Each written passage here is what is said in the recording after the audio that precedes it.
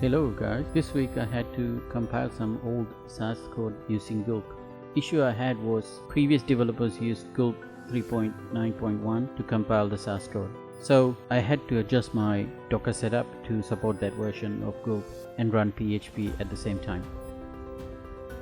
First, I set up my PHP to 7.1 and give some permission to few folders in my PHP container Docker file.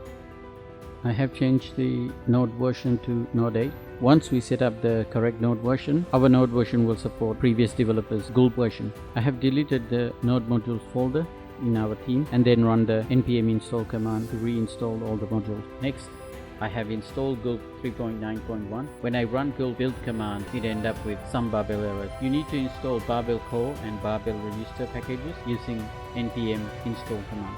Make sure to downgrade Gulp version to Gulp 3.9.0, and if it still shows requiring external module Babel core register, ignore it, run your command.